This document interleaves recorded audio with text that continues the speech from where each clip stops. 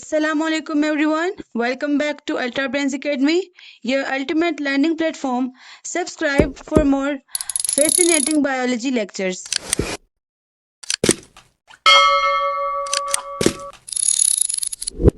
कैसे हो आप सब? लास्ट लेक्चर में हम लोगों ने डिस्कस किया था न्यूक्लियोटाइड्स के बारे में, न्यूक्लिक एसिड्स के बारे में। न्यूक्लियोटाइड क्या है? बेसिक यूनिट है न्यूक्लिक एसिड्स का। और न्यूक्लिक एसिड के बारे में स्टडी किया था कि इसको फेडरिक मिस्टर ने फॉर द फर्स्ट टाइम जो पस सेल्स है या जो व्हाइट ब्लड सेल्स हैं उनके न्यूक्लियस में देखा था। सो फर्स्ट टाइम उसको क्या नाम मिला था? न्यूक्लियन का। And after that his student Richard Altman, उन्होंने क्या किया था? इसके प्रॉपर्टीज को स्टडी करके वो इस रिजल्ट पे पहुंचे थे कि ये क्या है? एसिडिक प्रॉपर्टीज है। सो उन्होंने इसको फिर नाम दिया न्यूक्लिक एसिड का। सो न्यूक्लिक एसिड को हम लोग एसिड इसलिए बोलते हैं क्योंकि हम लोगों ने जब उसके स्ट्रक्चर को हमने ड्रॉ किया था और उसको समझा था।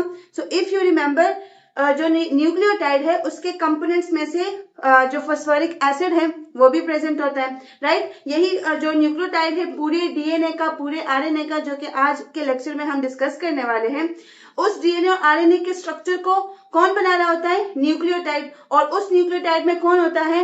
Phosphoric acid, right? Phosphate present होता है।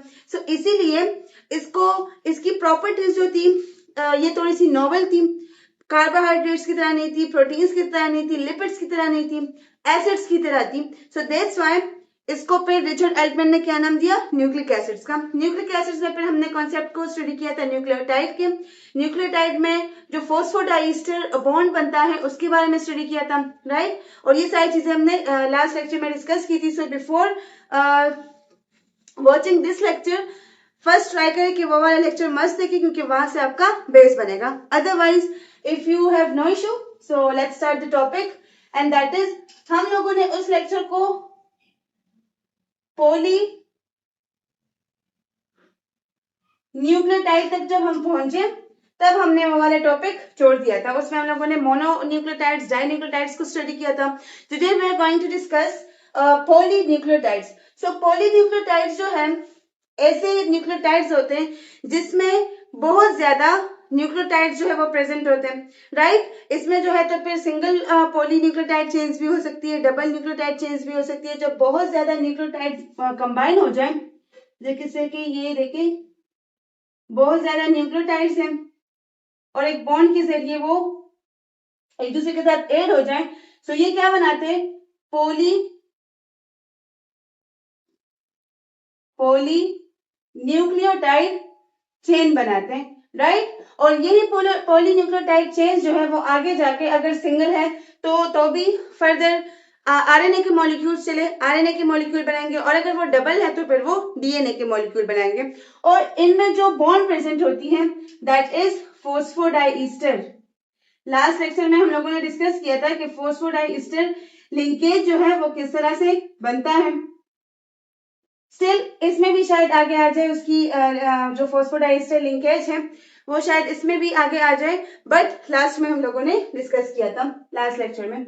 सो पॉलीन्यूक्लियोटाइड्स जो है ऐसे न्यूक्लियोटाइड्स होते हैं जो कि बहुत ज्यादा न्यूक्लियोटाइड्स जब कंबाइन हो जाए, राइट, तो वो पॉलीन्यूक्लियोटाइड्स बनाती है। और उसमें एग्जाम्पल, कॉमन एग्जाम्पल्स क्या है? डीएनए एंड आरएनए, जिसमें डीएनए को आज हम लोग डिस्कस करने वाले हैं। सो ये चीज आपको क्लियर हुई।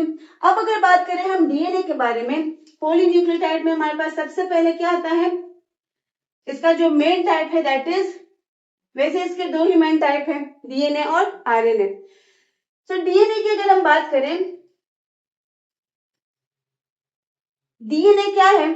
सबसे पहले अगर इसके एब्रीविएशन की हम बात करें तो ये तो एक बच्चा भी जानता है, D oxy ribo nucleic acid. D oxy ribo nucleic acid, क्योंकि यहाँ पे अगर आप देखें तो एक ऑक्सीजन आपको डीएनए के मॉलिक्यूल में कम मिलता है, जबकि अगर हम आरएनए की बात करें तो वहां पे आपको राइबोस शुगर जो है वो मिलता है। तो सबसे पहले इसका एब्रीविएशन क्या हुआ? D oxy ribo nucleic acid. Clear? इसके अलावा ये क्या है? पॉलीमर है। पॉलीमर है किस चीज का? न्यूक्लियोटाइड का। डीएनए क्या है? पॉलीमर है। और इसके मोनोमर्स कौन होंगे? ऑब्वियस सी बात है, इसके मोनोमर्स जो है, इसके मोनोमर्स जो है वो क्या होंगे? न्यूक्लियोटाइड होंगे। पॉलीन्यूक्लियोटाइड चेन से मिलकर बना होता है कौन? डीएनए। मोस्टली कहाँ प्रेजेंट होता है? मोस्टली प्रेजेंट होता है न्यूक्लियस में, राइट? और है क्या? हेरिडिटरी मटेरियल है, हेरिडिटरी मटेरियल है, राइट? मतलब हमारी जितनी भी इंफॉर्मेशन है वो सब कहाँ स्टोर होती है? डीएनए में स्टोर होती है। कहा जाता है कि अगर डीएनए में जो इंफॉर्मेशन स्टोर है, ये इंफॉर्मेशन डीएनए में जीन के फॉर्म में स्टोर होती है। इसीलिए हम जीन को क्या कहते हैं? हम जीन को कहते हैं स्ट्रक्चरल यूनिट ऑफ हेरिडिटी। और हम जीन को ये क्यों कहते हैं? क्योंकि डीएनए में जितनी भी इंफॉर्मेशन होती है वो सब किसके फॉर्म में होती है? जीन के फॉर्म में होती है। इसके बाद आरएनए एंड देन जब लेक्चर आएगा तो वो जेनेटिक कोड के बारे में होगा, तब आपको ये चीजें भी क्लियर हो जाएंगी। अच्छा, क्या कहा जाता है? कहा यह जाता है कि जो डीएनए है इसमें जितनी भी इंफॉर्मेशन है, अगर आप उस इंफॉर्मेशन को पेज पे लिखना शुरू कर दें, मतलब रिटन फॉर्म में उसको लिखना शुरू कर दें, तो वो तकरीबन 900 वॉल्यूम्स बनाती है। Just think about it, 900 volumes. और उस 900 वॉल्यूम में भी जो एक सिंगल वॉल्यूम है वो तकरीबन 5 मतलब अप्रोक्सीमेटली 500 पेजेस का हो सकता है। वो एक वॉल्यूम जो है वो 500 पेजेस का हो सकता है। और इतनी ज्यादा इंफॉर्मेशन को जस्ट थिंक, हमारे एक छोटे से सेल के अंदर एक छोटे से डीएनए में कोड किया गया है, जो कि हमें अपने नेक्ड आई से दिखाई भी नहीं देता। कौन कर रहा है ये सब? Who is behind it? A very supreme intelligence, and that is who? That is the creator of this universe, right? कितना सोफिस्टिकेटेड जो है हमारा सिस्टम बना है अंदर से, कि इतनी ज्यादा इंफॉर्मेशन किस तरह से एक छोटे से मॉलिक्यूल के अंदर कोडेड है।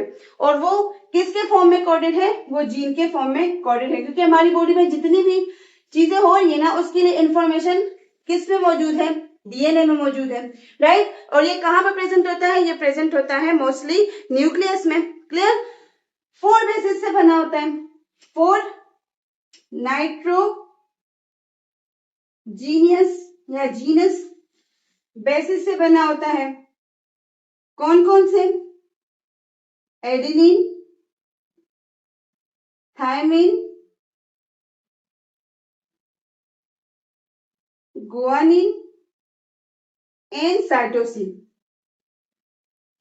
इसके अंदर जो बॉन्डिंग वगैरह है, आगे हम स्ट्रक्चर में इसको समझ रहे। अभी आप लोग सिर्फ इतना समझे कि 4 नाइट्रोजीनियस बेसिस से बना है। कौन कौन से? Adenine, thymine, guanine and cytosine, right? इसके अलावा अगर हम लोग डीएनए के नेचर की बात करें, if we talk about the nature of DNA, so DNA जो है आपको नेचर में 2 फॉर्म्स में मिलता है, राइट? कौन से? लीनियरली भी आपको मतलब इसकी अरेंजमेंट मिल सकती है, लीनियर डीएनए भी मिल सकता है, और इसके अलावा सर्कुलर डीएनए भी मिल सकता है। क्लियर? लीनियर डीएनए भी मिल सकता है, सर्कुलर डीएनए भी मिल सकता है। अब लीनियर में अगर हम बात करें, इसके अलावा सिंगल स्ट्रैंडेड भी हो सकता है, डबल स्ट्रैंडेड भी हो सकता है। जैसे कि अगर हम एक सिंगल स्ट्रैंड की बात करें, इस तरह से बॉन्ड के जरिए न्यूक्लियोटाइड जो है वो अटैच है, तो ये क्या है? ये एक सिंगल चेन है। किसका? न्यूक्लियोटाइड्स का। एक सिंगल स्ट्रैंडेड डीएनए है। क्लियर? इसी तरह से अगर 2 कंबाइन हो जाए, इस तरह से अगर 2 कंबाइन हो जाए, तो फिर ये क्या हुई? ये डबल स्ट्रैंडेड डीएनए हुई। तो एक तो ये लीनियर और सर्कुलर फॉर्म में भी है, दूसरा ये सिंगल स्ट्रैंड भी हो सकता है, डबल स्ट्रैंड भी हो सकता है, डिपेंड करता है ऑर्गेनिज्म पे, राइट? अब अगर हम बात करें सिंगल स्ट्रैंड की, तो सिंगल स्ट्रैंड अगर लीनियर में देखें तो इसी तरह का आपको स्ट्रक्चर दिखाई देगा। जैसे लीनियर में ये सिंपल इस तरह, और अगर हम डबल की बात करें तो डबल फिर इस तरह से अरेंज होता है।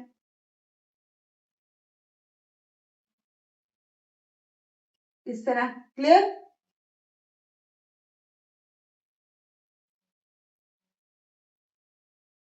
ये पे आपके पास क्या हुआ, डबल स्ट्रैंडेड आरएनए।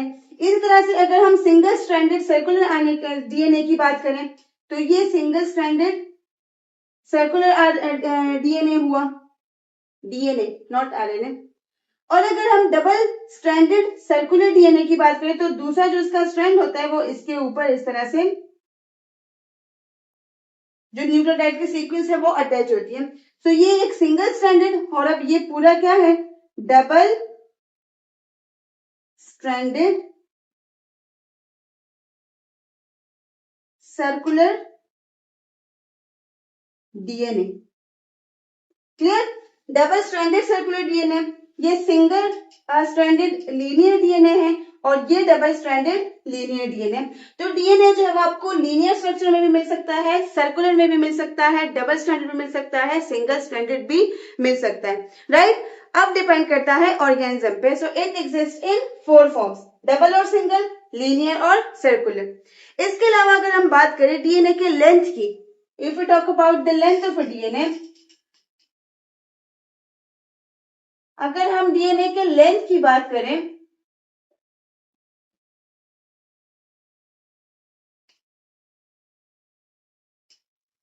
तो इसका जो लेंथ है वो या तो इसके बेसिस से पता चलता है या इसके बेस पेयर से पता चलता है, बेस पेयर से पता चलता है। बेसिस कौन से? यही जो है एडेनिन, एडेनिन है, थायमीन है, गुआनिन है और साइटोसिन। और बेस पेयर्स क्या है? बेस पेयर्स लाइक ये आपके पास एक स्ट्रैंड हुआ, जब दो बेसिस कंबाइन हो जाए तब वो क्या बनाती है, बेस पेयर बनाती है, यू ऑल नो। ये एक स्ट्रैंड हुआ और ये हुआ दूसरा स्ट्रैंड, राइट? यहाँ पे ये एडेनिन, ये थायमीन, इन दोनों के बीच जो बॉन्ड बनेगा, इन दोनों के बीच क्या हुआ, बॉन्ड बना। तो ये अब क्या बना रही है, ये पूरा क्या है, ये एक बेस पेयर है। तो या तो इसके बेसिस से पता चलता है कि इसका जो स्ट्रैंड है उस स्ट्रैंड में क्या है, कितने बेसिस प्रेजेंट है, और या फिर उसमें बेस पेयर्स कितने प्रेजेंट है। तो इन दो चीजों से जो डीएनए है इसके लेंथ का पता चलता है। क्लियर? अब अगर हम लोग ह्यूमंस की बात करें, so we are diploid, we have 46 chromosomes. So अगर हम अपने क्रोमोसोम्स की बात करें, we have 46 क्रोमोसोम। क्रोमोसोम क्या है, डीएनए और प्रोटीन से मिलकर बने होते हैं, राइट? वो डीएनए क्या होता है, बहुत ज्यादा कंपैक्ट होके क्रोमोसोम ही तो बनाती है। सो 46 क्रोमोसोम्स में तकरीबन 6 बिलियन बेस पेयर्स प्रेजेंट है। How much? 6 billion base pairs present है। और उस 6 बिलियन बेस पेयर्स की वजह से डीएनए का जो लेंथ है that is approximately 2 metres. Normally जब हम घर में दुपट्टा पहनते हैं उसकी जितनी साइज होती है डीएनए की, लेकिन इतनी ज्यादा स्ट्रॉन्ग उसकी, इसका इतना मतलब कंपैक्ट स्ट्रक्चर होता है कि वो एक छोटे से क्रोमोसोम के अंदर प्रेजेंट होता है, इतना ज्यादा कंपैक्ट उसका स्ट्रक्चर होता है। तो वरना नॉर्मली कितना, 2 मीटर उसका लेंथ होता है। सो ये जो 6 बिलियन बेस पेयर्स हैं, ये कितना, 2 मीटर्स का हमारा डीएनए बना रहे होते हैं। और इन बेस पेयर्स के बीच जितने भी बेस पेयर्स हैं, जितने भी बेसेस हैं, इनके बीच जो डिस्टेंस है दैट इज 0.4 नैनोमीटर। 0.34 नैनोमीटर जो है वो एडजेसेंट बेसिस के बीच डिस्टेंस होता है।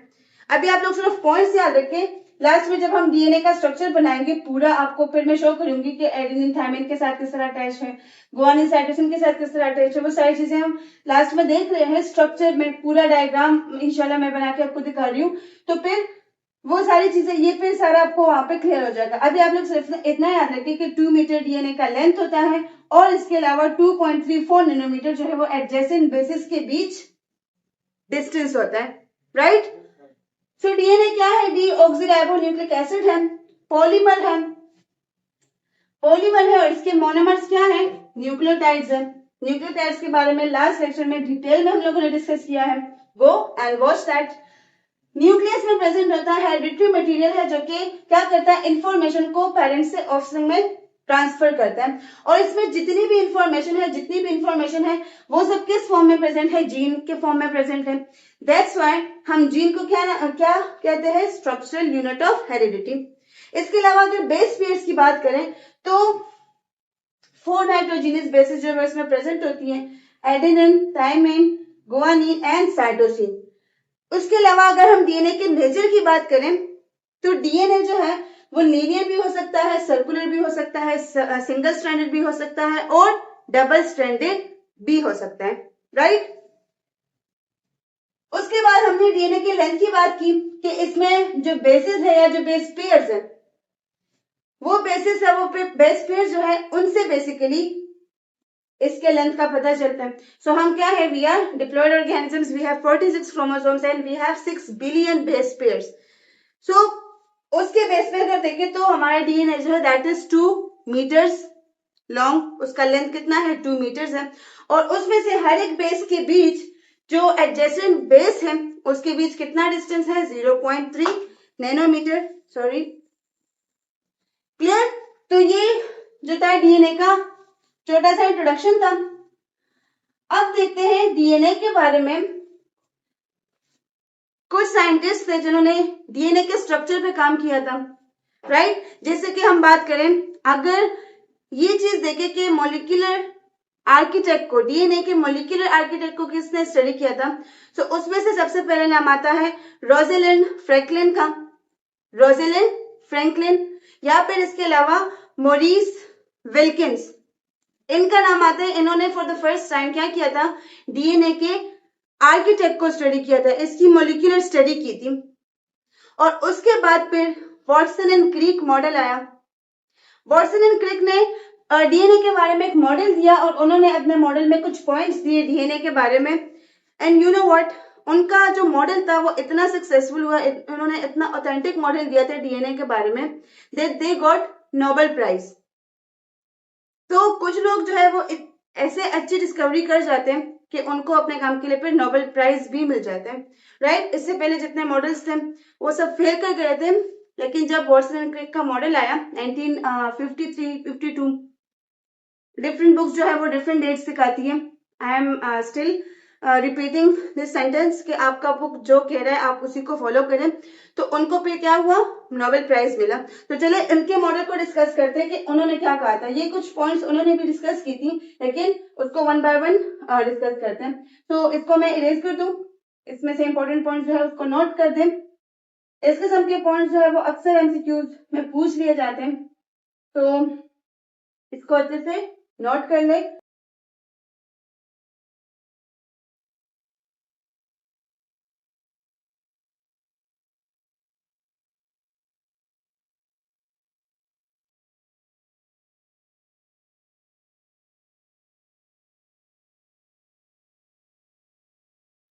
अब वॉटसन एंड क्रिक के अकॉर्डिंग डीएनए जो है वो क्या है?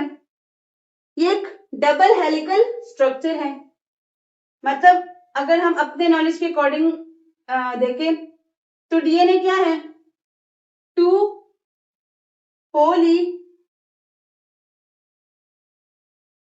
पोलीपेप्टाइड में लिखने वाली थी, पेप्टाइड नहीं, न्यूक्लियोटाइड, पोली न्यूक्लियोटाइड चेन से बना है ना। डीएनए जो है वो 2 पॉलीपेप्टाइड चेन से बना है। तो इन्होंने क्या कहा कि डीएनए इज डबल हेलिकल या डबल हेलिक्स स्ट्रक्चर। मतलब अगर आप इसको सेंट्रल एक्सिस से देखेंगे तो ये एक स्पाइरल स्टेयरकेस की तरह दिखते हैं। अब जब हम आगे स्ट्रक्चर ड्रॉ करेंगे तब आपको क्लियर हो जाएगा। तो ये क्या है? स्टेयरकेस की तरह स्पाइरल इसका स्ट्रक्चर होता है, डबल हेलिकल इसका स्ट्रक्चर होता है। ये बात किसने की थी? ये बात की थी वॉटसन एंड क्रिक ने। मतलब कि डीएनए जो है वो 2 पॉलीन्यूक्लियोटाइड चेन से बना है, राइट। और ये जो दो चेन्स हैं, ये जो डीएनए के दो पॉलीपेप्टाइड चेन है, ये क्या है? Anti parallel, they are anti parallel to each other. Anti parallel to each other means they are opposite. ये दोनों जो पॉलीन्यूक्लियोटाइड चेन है, ये क्या है? ये एक दूसरे के बिल्कुल ऑपोजिट प्रेजेंट है, मतलब इनकी जो डायरेक्शन है वो क्या है? एक दूसरे से बिल्कुल डिफरेंट है। अगर एक इस तरह से मूव कर रहे हैं तो दूसरा उसके अगेंस्ट इस तरह से मूव कर रहे हैं। जैसे अगर हम इसको ड्रॉ करें, ये इसका एक चेन न्यूक्लियोटाइड चेन हुआ, पॉलीन्यूक्लियोटाइड चेन, ये इसका दूसरा पॉलीन्यूक्लियोटाइड चेन, राइट। तो देखिए स्पाइरली अटैच है, स्पाइरल इसका स्ट्रक्चर है, हेलिकल स्ट्रक्चर है इसका। और इसके अलावा इसके अगर उसको देखें, आप डायरेक्शन को देखें, तो इसके जो डायरेक्शन है वो एक दूसरे के ऑपोजिट है, राइट। यहां से अगर इसके बैकबोन की बात करें, तो इसका जो पूरा बैकबोन है, ये बैकबोन इसका बना होता है, इसका बैकबोन जो है वो बना होता है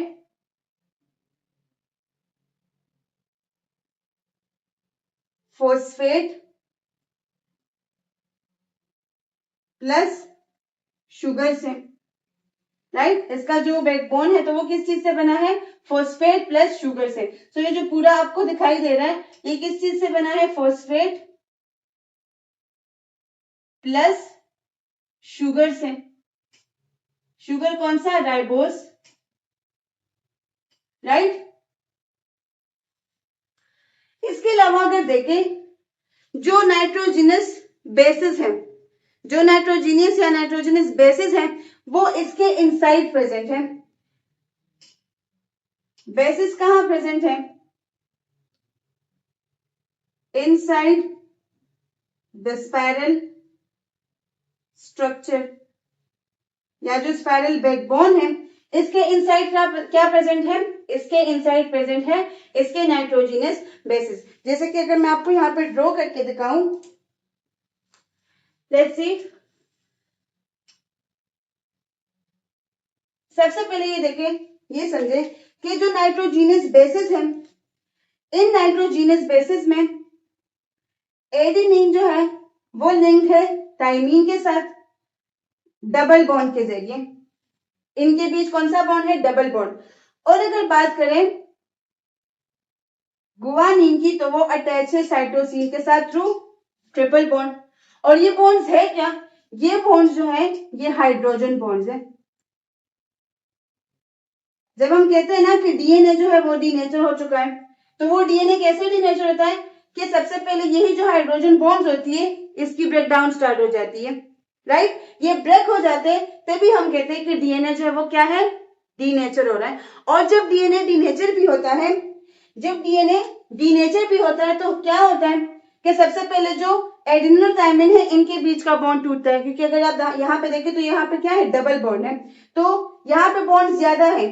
अगर गुआनिन और साइटोसिन के अंदर बीच में देखें तो बॉन्ड ज्यादा है, तो सबसे पहले बॉन्ड जो है उसकी ब्रेकडाउन कहां से स्टार्ट होती है? एडेनिन और थाइमिन के बीच, राइट। और उसके बाद पे गुआनिन और साइटोसिन, इसी तरह से जब हाइड्रोजन बॉन्ड्स पूरी तरह से टूट जाए तो क्या होता है? डीएनए जो है वो डीनेचर हो जाते हैं। तो अगर यहाँ पे अब अगर हम स्ट्रक्चर में देखें,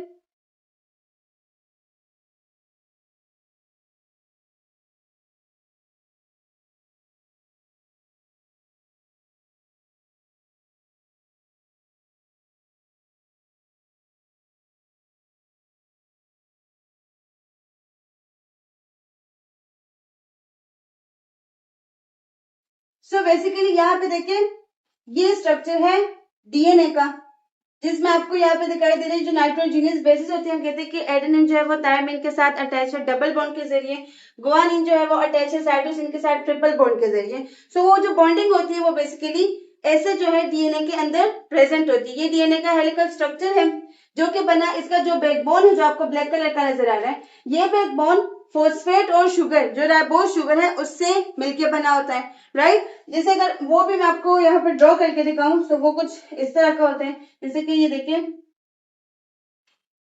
एक सिंगल अगर आपको मैं दिखाऊं,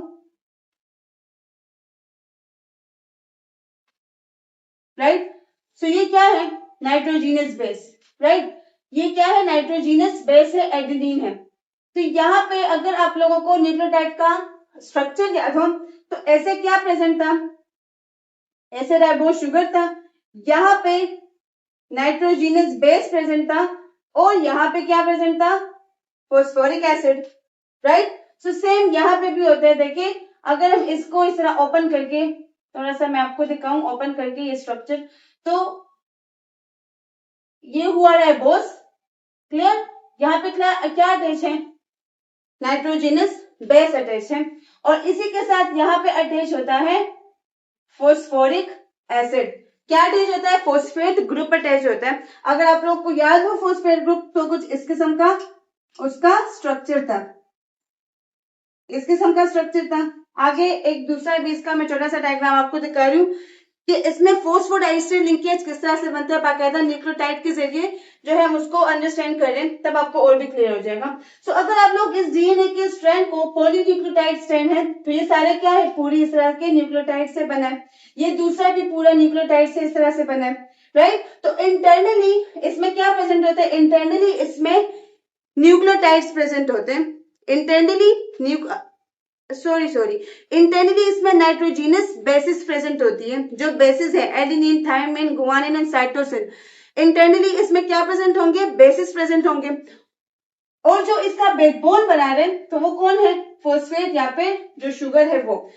तो वो बेसिकली इसी तरह से अरेंज होती है। ये आपका राइबोज शुगर हुआ, ये फॉस्फेट हुआ और ये इसी के साथ यहाँ पे अटैच होता है नाइट्रोजीनस बेस। और सेम यहाँ पे भी अगर देखें तो एक न्यूक्लियोटाइड अटैच होता है और इनकी भी इसी तरह से बॉन्डिंग जो है वो प्रेजेंट होती है, राइट?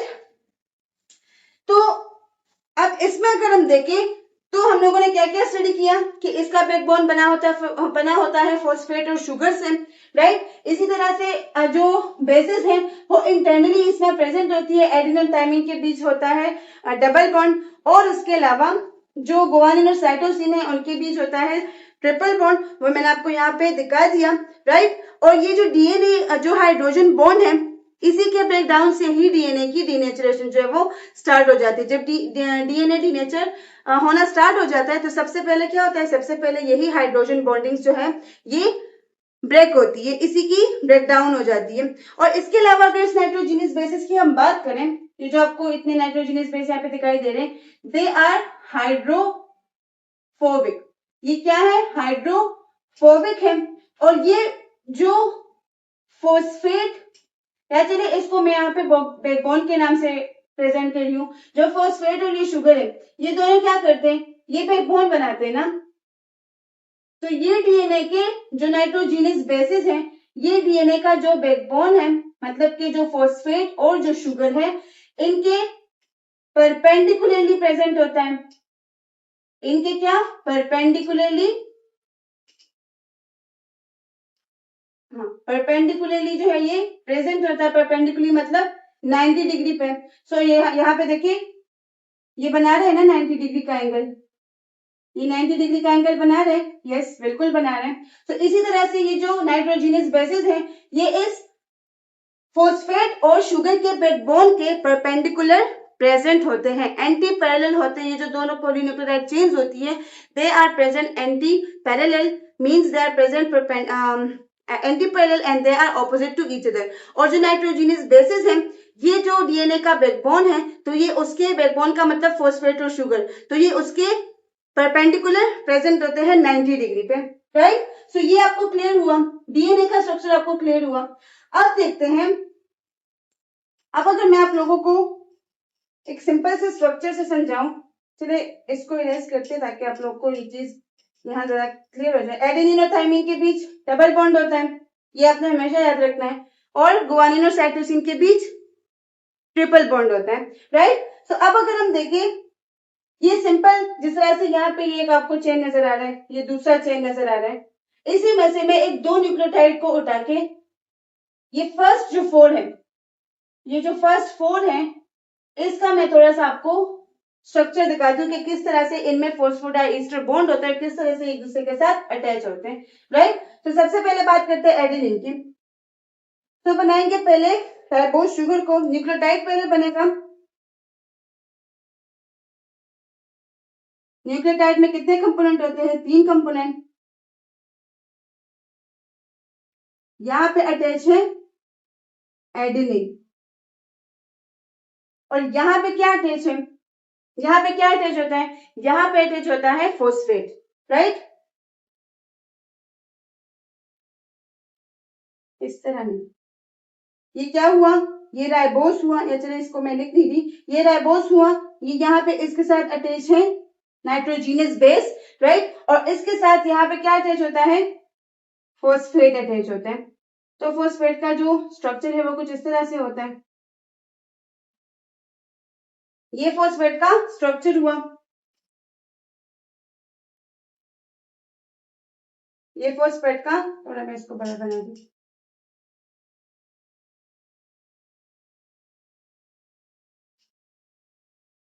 ये फॉस्फेट का स्ट्रक्चर हुआ और ये आपके पास एक न्यूक्लियोटाइड हुआ। अब इनके बीच फॉस्फोडाइस्टर बॉन्ड कैसे बनेगा उस पे फोकस करना है। ये एक एडेनिन हुआ, अब इसी के साथ चलिए नीचे दूसरा मैं बना देती हूँ गुआनिन। तो गुआनिन जो है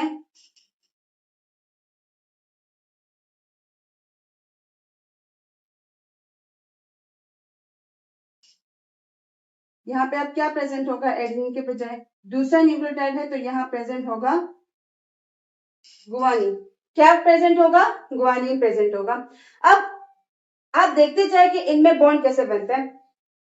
1 2 3 थर्ड ग्रुप पे, थर्ड कार्बन पे यहाँ पे हाइड्रोक्सिल ग्रुप तो प्रेजेंट होगा, राइट? वो तो हम भूल गए उसको बनाना। तो ये गुआनिन हुआ। अब यहाँ पे फिर से दूसरा क्या प्रेजेंट होता है?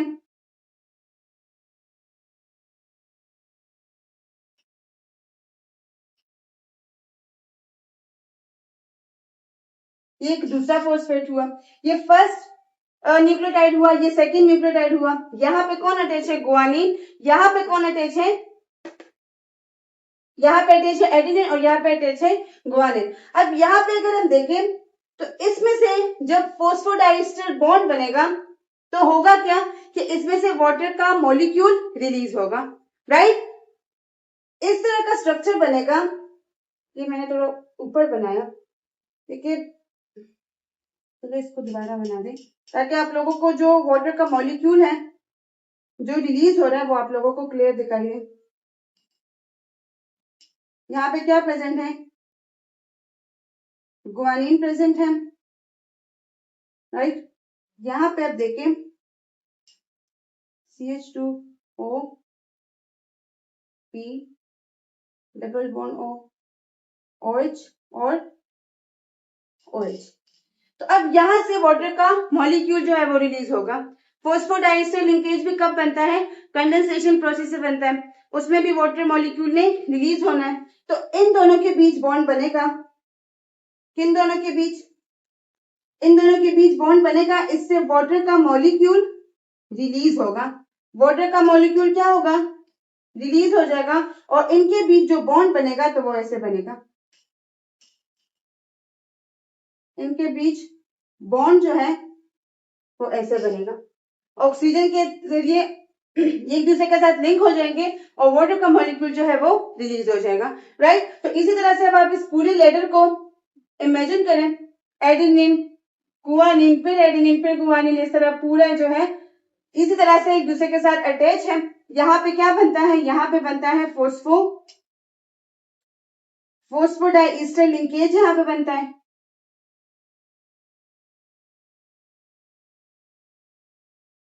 फॉस्फोडाइस्टर बॉन्ड बनता है, एक वाटर का मॉलिक्यूल रिलीज होके। अब अगर इसको यहाँ पे इसके ऑपोजिट ये वाला बनाए, मैंने कहा ना कि ये एंटी पैरेलल प्रेजेंट होते हैं, एक दूसरे के ऑपोजिट प्रेजेंट होते हैं। तो अब क्या होगा? अब हम लोगों ने इसको यहाँ पे ऑपोजिट बनाना है।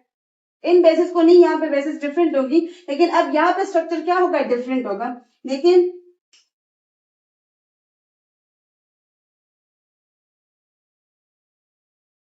ये हुआ एक, यहाँ पे प्रेजेंट होगा थायमिन, थायमीन।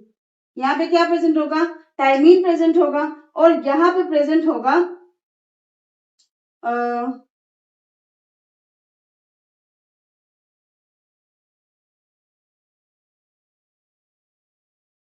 यहाँ पे क्या प्रेजेंट होगा, फॉस्फेट प्रेजेंट होगा, राइट। और इसी तरह से दूसरा अगर हम एक बना दें तो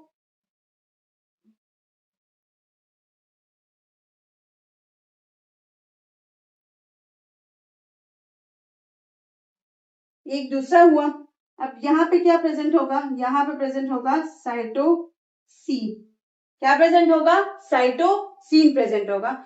यहाँ पे इसका एक हाइड्रोक्सिल ग्रुप, यहाँ पे भी इसका एक हाइड्रोक्सिल ग्रुप। अब यहाँ पे अगर देखें तो इन दोनों के बीच में बॉन्ड बनेगा, राइट। यहाँ पे तो अपना जो CH2 जो फॉस्फेट है वो तो प्रेजेंट होगा ना, ये तो यहाँ पे प्रेजेंट होगा, ये तो अपना यहाँ पे प्रेजेंट होगा। लेकिन अगर यहाँ पे इन दोनों के बीच हम देखें तो बॉन्ड अब इन दोनों के बीच बनेगा, यहाँ से क्या होगा, वाटर का मॉलिक्यूल जो है वो रिलीज होगा, यहाँ से क्या होगा, वाटर का मॉलिक्यूल रिलीज होगा। सो बॉन्ड कैसे बनेगा, बॉन्ड यहाँ पे ऐसे बनेगा, बॉन्ड यहाँ पे ऐसे बनेगा और वाटर का मॉलिक्यूल जो है वो रिलीज हो जाता है। सो ये जो स्ट्रक्चर मैंने आपको समझाया आपको क्लियर हुआ ना, ये फर्स्ट न्यूक्लियोटाइड, ये सेकंड न्यूक्लियोटाइड, ये थर्ड न्यूक्लियोटाइड और ये फोर्थ न्यूक्लियोटाइड, राइट। सो आप ये जो पूरा लेडर मैंने यहाँ पे ड्रॉ किया है, आप अब इसको इमेजिन कर सकते हैं, ये पूरा एडेनिन थायमिन के साथ अटैच है। अच्छा, इनके बीच अगर आप देखें तो ये डबल बॉन्डेड है एक दूसरे के साथ, और अगर इन दोनों को हम देखें तो ये एक दूसरे के साथ ट्रिपल बॉन्डेड है। इन दोनों के बीच ट्रिपल बॉन्ड जो है वो बनता है। तो वो बॉन्डिंग आप लोगों ने देखी कि कैसे होता है, फॉस्फोडाइस्टर लिंकेज कैसे बनता है, और इनके बीच बॉन्डिंग जो है वो इसी तरह से प्रेजेंट है। और अब अगर आप इमेजिन करें तो पूरा ये जो लेडर है, पूरा ये जो लेडर है तो इसी तरह से ये एक सिंगल स्ट्रैंड हुआ और ये दूसरा स्ट्रैंड हुआ, ये एक स्ट्रैंड हुआ पॉली न्यूक्लियोटाइड्स का और ये दूसरा स्ट्रैंड हुआ, इसी तरह से ये अरेंज है और पूरा इन्होंने एक हेलिकल स्ट्रक्चर बनाया है जिसको हम लोग डीएनए के नाम से जानते हैं। अब आपको क्लियर हो गया ना, हम लोगों ने क्या स्टडी किया कि सबसे पहले अगर इसके बैकबोन की बात करें तो इसका बैकबोन बना है फॉस्फेट और शुगर से, राइट। फॉस्फेट और शुगर से इसका बैकबोन बना है, जैसे कि मैंने आपको यहाँ पे शो किया कि ये इसका क्या हुआ, राइबोज शुगर, ये इसका फॉस्फेट है, फॉस्फोरिक एसिड, और ये इसका नाइट्रोजनस बेस हुआ। न्यूक्लियोटाइड जो है वो 3 कंपोनेंट से बना है और वो तीनों यहाँ पे मैंने आपको ड्रॉ कर दिए। सो इसमें जो फॉस्फेट और शुगर है वो इसका बैकबोन बना रहे होते हैं। यहाँ पे थोड़ा इसको मैंने मैग्नीफाई किया ताकि आपको दिखाई दे, मुझे नहीं लगता कि अब भी दिखाई दे रहा होगा। ये क्या है, ये राइबोस है और ये यहाँ पे इसके साथ अटैच है फॉस्फेट, फॉस्फोरिक एसिड, और ये इसका हुआ नाइट्रोजनस बेस। तो इसी तरह से न्यूक्लियोटाइड जो है इसका एक पूरा चेन बना है और उसने एक लैडर लाइक स्ट्रक्चर डीएनए जो है वो बनाया है। उसमें जो नाइट्रोजनस बेसिस है वो इंटरनली प्रेजेंट है, हाइड्रोफोबिक इन नेचर है, और परपेंडिकुलरली जो डीएनए का बैकबोन है जो कि बना है किस चीज से, फॉस्फेट और शुगर से। तो ये फॉस्फेट और शुगर के परपेंडिकुलर प्रेजेंट है, राइट, 90 डिग्री जो है एंगल ये बना रहे होते हैं। और यहाँ पे मैंने आपको ड्रॉ कर भी दिया दो जो न्यूक्लियोटाइड है जो फर्स्ट 2 रो में प्रेजेंट है वो मैंने आपको दिखा भी दिया कि इसी तरह से ये न्यूक्लियोटाइड एक दूसरे के साथ अरेंज होती है, राइट। इनमें इसी तरह का फॉस्फोडाइस्टर बॉन्ड जो है वो बनता है और अरेंजमेंट इनकी इस तरह से हो चुकी होती है। ये पूरा लेडर जो है आप इसको इस तरह से इमेजिन कर सकते हैं। अगर आपकी इमेजिनेशन पावर स्ट्रांग है वैसे तो आप इसको इमेजिन कर पा रहे होंगे। मुझे अपना पूरा डीएनए जो है ना वो मुझे इमेजिन हो रहा है कि अच्छा मेरे डीएनए के अंदर जो न्यूक्लियोटाइड्स हैं उसकी अरेंजमेंट ऐसे हुई है, राइट। तो जब आप इसको बायोलॉजी जो है ना वो वैसे भी उसमें आपने चीजों को इमेजिन करना होता है। पूरा इंटरनल स्ट्रक्चर है बॉडी का या किसी भी लिविंग ऑर्गेनिज्म का, तो उसमें अपने स्ट्रक्चर को इमेजिन करना होता है। इसलिए मैं कोशिश करती हूँ कि मैं हर एक उसके साथ डायग्राम या इस तरह की चीज जो है वो आपके सामने ड्रॉ करूँ कि आपकी इमेजिनेशन जो है वो बने, राइट। तो इसी तरह से एडेनिन और गुआनिन और जितने भी न्यूक्लियोटाइड्स है वो पूरा एक लेडर इसी तरह से अरेंज होता है, फॉस्फोडाइस्टर लिंकेज उनके बीच में बनता है। और ये जो दो न्यूक्लियोटाइड, दो बेसिस के बीच जो डिस्टेंस है, तो ये डिस्टेंस मैंने आपको कितना बताया, ये डिस्टेंस मैंने आपको 0.3 नैनोमीटर का बताया, राइट, तो 0.34 नैनोमीटर का बताया। और ये जो पूरा डीएनए का लेंथ मैंने आपको बताया तो वो कितना है, 2 मीटर। 2 मीटर्स जो है डीएनए का लेंथ है, राइट। सो आप लोग को होपफुली डीएनए का स्ट्रक्चर जो वो अच्छे से क्लियर हो चुका होगा, वाटसन एंड क्रिक मॉडल आपको अच्छे से समझ में आ चुका होगा। 2 पॉलीन्यूक्लियोटाइड चेन्स है, राइट, इससे जो है डीएनए का स्ट्रक्चर बना है। उसका स्ट्रक्चर है कैसे, डबल हेलिकल स्ट्रक्चर है, जिसमें दोनों जो स्पाइरल मतलब जो स्पाइरली दो चेन्स अटैच हुए हैं, तो वो दोनों चेन्स जो एक दूसरे के एंटी पैरेलल प्रेजेंट है, मतलब ऑपोजिट है एक दूसरे के, राइट। इसके अलावा इसका जो बैकबोन है तो वो फॉस्फेट शुगर, फॉस्फेट और शुगर बना रहा होता है। शुगर कौन सा है, राइबोस है। अच्छा, यहाँ पे राइबोस नहीं है, यहाँ पे डी राइबोस है, डीऑक्सी राइबोस है, डीऑक्सी राइबोस है, राइट। तो इसका जो बैकबोन है तो वो फॉस्फेट और शुगर से बना है, राइट। इसके अलावा जो बेसिस है तो वो इसके जो लैडर लाइक स्ट्रक्चर है उसमें इंटरनली प्रेजेंट है, और वो मैंने आपको दिखा दी कि किस तरह से प्रेजेंट है। इनके बीच डिस्टेंस जो है वो 0.34 है। इसके बीच जो बॉन्डिंग है, एडेनिन और थायमिन जो है वो एक दूसरे के साथ डबल बॉन्डेड है। गुआनिन और साइटोसिन जो है वो ट्रिपल बॉन्डेड है। और ये जो बॉन्ड इनके बीच प्रेजेंट है दैट इज, मतलब जो न्यूक्लियोटाइड के बीच बॉन्ड प्रेजेंट है, देखिए न्यूक्लियोटाइड के जो कंपोनेंट्स हैं, फॉस्फेट, शुगर और नाइट्रोजनस बेस, इनके बीच प्रेजेंट है ईस्टर्न लिंकेज। फिर ये जो सारे न्यूक्लियोटाइड एक दूसरे के साथ अरेंज है, इसको बोलते हैं फोस्फोडाइस्टर लिंकेज। जैसे मैंने आपको यहाँ पे दिखाया, ये एक न्यूक्लियोटाइड, ये दूसरा न्यूक्लियोटाइड एक दूसरे के साथ फोस्फोडाइस्टर बॉन्ड के जरिए अटैच्ड है, लिंक्ड है। और जो नाइट्रोजनस बेसिस है, इनके बीच जो बॉन्ड प्रेजेंट है दैट इज हाइड्रोजन बॉन्डिंग। तो डीएनए की जब डीनेचुरेशन होती है तो वो बेसिकली इसी हाइड्रोजन बॉन्डिंग के ब्रेक डाउन से ही होती है। ये पॉइंट आपने याद रखना है। कोई आपसे पूछे कि डीएनए जब डीनेचर होता है तो सबसे पहले क्या होता है, यही जो बॉन्ड्स होते हैं एडेनिन और थायमिन और साइटोसिन गुआनिन के बीच, यही जो है इसकी ब्रेक डाउन होती है। और उसमें भी सबसे पहले एडेनिन और थायमिन के बीच जो बॉन्डिंग है उसकी ब्रेक डाउन होती है। क्यों, क्योंकि ये डबल है और ये ट्रिपल है, यहाँ पे बॉन्ड ज्यादा है, यहाँ पे कम है, ठीक है, यहाँ स्ट्रेंथ ज्यादा होगी, यहाँ कम होगी, तो इसलिए एडेनिन और थायमिन जो वो पहले टूटते हैं जो बॉन्ड्स है, और उसके बाद फिर गुआनिन और साइटोसिन की बारी आती है। सो आप इसमें से इंपॉर्टेंट पॉइंट जो है वो नोट कर लें, स्ट्रक्चर को ड्रॉ करें। हम लोगों ने लास्ट लेक्चर में एडविन के बारे में कुछ स्टडी किया था, मतलब ज्यादा डिटेल में नहीं गए थे, बट जब हम हिस्ट्री डिस्कस कर रहे थे तब उसमें हमने कहा था कि जो एडविन थे, एडविन शार्गिफ, उन्होंने क्या कहा था कि डीएनए में या जो न्यूक्लिक एसिड्स हैं उसमें जो नाइट्रोजनस बेसिस है, उसमें जो बेसिस है तो इनकी अमाउंट इक्वल है, मतलब जितने प्यूरीन्स हैं उतने पैरामिडीन्स भी होंगे। अब प्यूरीन्स और पैरामिडीन क्या है, लास्ट लेक्चर में हम लोगों ने डिस्कस किया था। तो जितना आपको अमाउंट एडेनिन का मिलता है उतना ही आपको अमाउंट थायमिन का भी मिलेगा। जितना आपको अमाउंट गुआनिन का मिलता है, इसको हम लोग जो है वो शार्गफ रूल्स भी कहते हैं।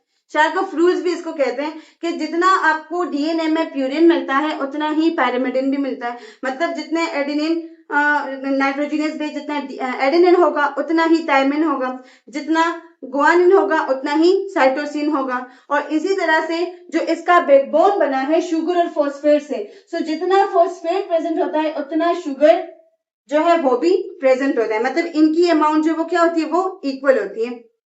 क्लियर। इसके अलावा इन्होंने क्या कहा था कि जो हर एक ऑर्गेनिज्म में जो एडेनिन प्लस थायमिन है या जो गुआनिन प्लस साइटोसिन है, इसकी जो रेशो है वो हर एक ऑर्गेनिज्म के लिए कांस्टेंट है।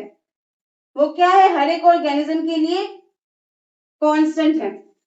मतलब हर एक ऑर्गेनिज्म का मतलब है कि हर एक स्पीशी, एक स्पेसिफिक स्पीशी, जैसे होमोसेपियंस, तो होमोसेपियंस में जितने भी होमोसेपियंस हैं उनके लिए adenine plus thymine divide by guanine plus cytosine की जो रेशियो है वो सेम होगी। मतलब अगर होमोसेपियन के लिए वो Y है तो सब में Y होगा, सेम स्पीशी है ना तो सब में Y होगा। अगर बैक्टीरिया है और बैक्टीरिया में X है तो जितने भी बैक्टीरियल स्पीशीज है उनमें आपको इसकी रेशियो X ही मिलेगी।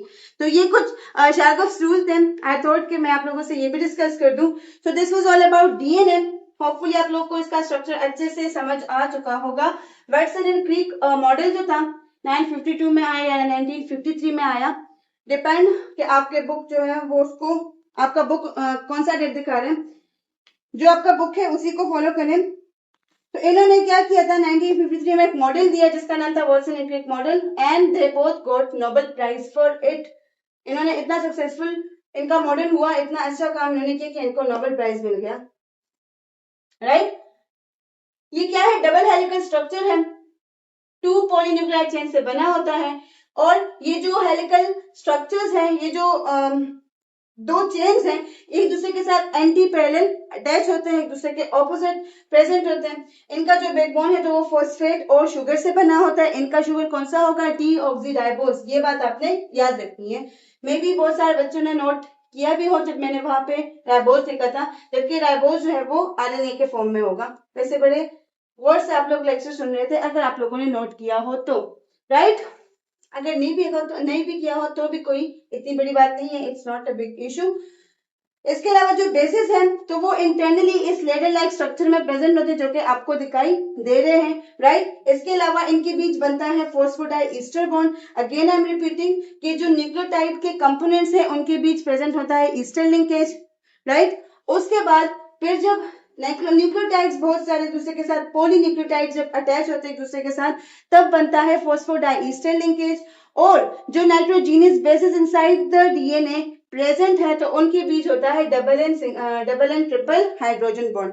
राइट, और ये जो नाइट्रोजीनियस बेसिस है क्या है, हाइड्रोफोबिक है, और ये इस बैकबोन के फॉस्फेट और शुगर के परपेंडिकुलरली प्रेजेंट होते हैं। डीएनए का लेंथ कितना है, 2 मीटर है।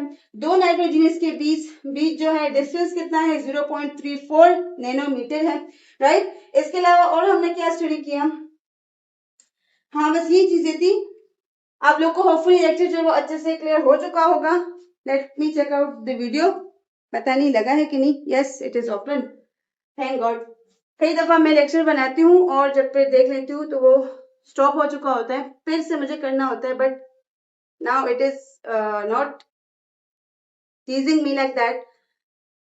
So this was all about today lecture. Hopefully आप लोगों को अच्छे से क्लियर हो चुका होगा। If you have any doubt, any ambiguity, let me know in the comment section. Stay connected with Ultra Brains Academy.